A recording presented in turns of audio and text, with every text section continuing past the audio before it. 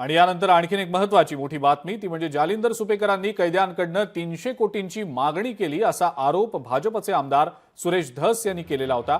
सुरेश धस यांना आता माजी आमदार भीमराव धोंडे यांनी उत्तर दिलंय। 300 कोटी कोणताही अधिकारी मागू शकत नाही असं धोंडेंचं म्हणणं आहे।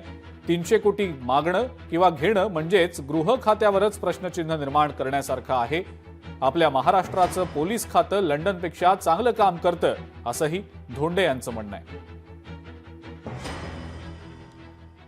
भागवण्याचा कोणतरी तो नातेवाईक सुपेकर का कोण हे म्हणजे पोलीस याच्यामध्ये आयजी या पोस्ट पर्यंत आयजी पोस्टवर असलेला माणूस रोख 1 लाख रुपये घेतो चेकद्वारे आणि 50,000 रुपयाचा मोबाईल का काय घेतो सप्रेम भेट। याच्यापेक्षा दुर्दैव कोणता आहे? या सुपेकराबद्दल बऱ्याचशा तक्रारी माझ्याकडे सुद्धा आलेल्या आहेत। जेलमध्ये जे आरोपी आहेत त्यांना 300 कोटी रुपये आम्हाला दे म्हणण्याची सुद्धा एक गंभीर तक्रार या सुपेकरांच्या विरोधात आहे। महाराष्ट्राचं गृह खातं सक्षम मुख्यमंत्री जे राज्याचे आहेत देवेंद्र फडणवीस यांच्याकडे आहे।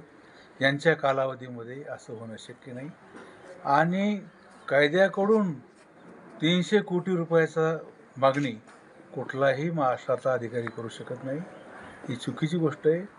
त्यामुळे पोलिसांचं नित्यधैर्य कमी होतं, पोलीस बदनाम होतात। कुठल्याही कार्यकर्त्यांनी अशा प्रकारच्या ज्या घोषणा आहेत किंवा गोष्टी आहेत वक्तव्य आहेत ते माध्यमाला करू नयेत। लोकशाही मराठी ऐका, पहा, जागरूक रहा।